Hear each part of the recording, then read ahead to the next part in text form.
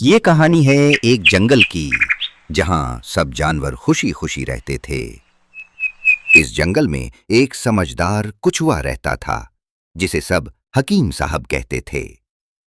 ایک دن ایک محنتی بیور لکڑیاں کاٹ رہا تھا، تبھی وہاں ایک ننھا خرگوش آیا۔ خرگوش کے پاؤں میں پٹی بندھی تھی اور وہ درد سے پریشان تھا۔ وہ کچھوا حکیم کے پاس گیا اور بولا، حکیم صاحب، میرا پاؤں ٹھیک نہیں ہو رہا، کیا آپ میری مدد کر سکتے ہیں؟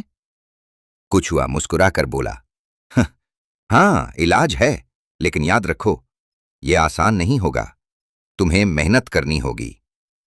یہ کہہ کر کچھوے نے ایک خاص سبز پتا خرگوش کو دیا اور کہا، اسے تم اپنے ماتھے کے پسینے میں ملا کر پاؤں پر لگانا۔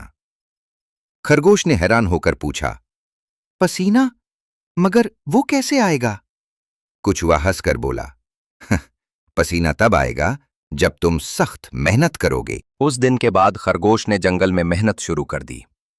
وہ لکڑیاں ڈھوتا، کھودائی کرتا اور دن بھر کام کرتا۔ محنت سے اس کے ماتھے پر پسینہ آنے لگا۔ وہ پسینے کو جادوئی پتے کے ساتھ ملاتا اور اپنے پاؤں پر لگاتا۔ آہستہ آہستہ اس کا زخم بھرنے لگا۔ دن گزرتے گئے اور ایک دن وہ بالکل ٹھیک ہو گیا۔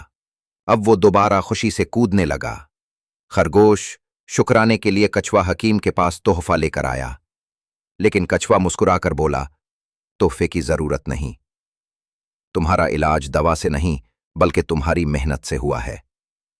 سب جانور تالیاں بجانے لگے اور جنگل میں خوشی پھیل گئی، کیونکہ سب نے سیکھ لیا تھا کہ اصل جادو محنت میں ہے۔